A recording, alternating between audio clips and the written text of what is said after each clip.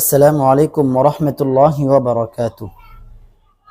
কোরআনের এমন একটি আয়াত আপনাদের সামনে নিয়ে আসছি যে আয়াতটি পড়ার কারণে আপনার অবাধ্য স্ত্রী আপনার বাধ্য হয়ে যাবে, আপনাকে ভালোবাসে না আপনার স্বামী, ওই স্বামী পাগলের মতো ভালোবাসবে।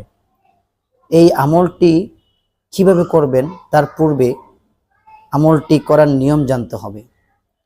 সূরাতুল বাকারার 162 নম্বর আয়াত, ওয়া মিনান নাসি মান ইয়াত্তাখিযু মিন দুনিল্লাহ।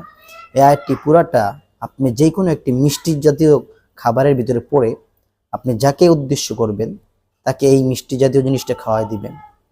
তার পূর্বে কিভাবে? প্রথমত আপনি পবিত্র হয়ে পবিত্র স্থানে বসে একটা নিয়ত করবেন, আল্লাহ, আমি আমার স্বামীকে আমার জন্য মহব্বত বৃদ্ধি করার জন্য, অথবা আমার ওয়াইফ আমার স্ত্রীকে আমার প্রতি ভালোবাসা ধাবিত করার জন্য এই আমলটি করতেছি। আপনি মিষ্টি হতে পারে যে কোনো জিনিস, মিষ্টি জাতীয় জিনিসের ভিতরে এই আয়াতটা আপনি পড়ে ফু দিয়ে ওই লোকটাকে খাওয়াবেন। আর উদ্দেশ্য থাকবে ভালো উদ্দেশ্য, যে তাকে তার আপনার মহব্বত ঘনিষ্ঠ করার জন্য। হ্যাঁ, এটা যদি কোনো খারাপ উদ্দেশ্য হয় তাহলে কিন্তু কাজ হবে না। এই কোরআন আয়াতটা যদি আপনি বিশ্বাস যদি করতে পারেন, ইনশাআল্লাহ ওই লোকটা আপনার জন্য পাগল হয়ে যাবে।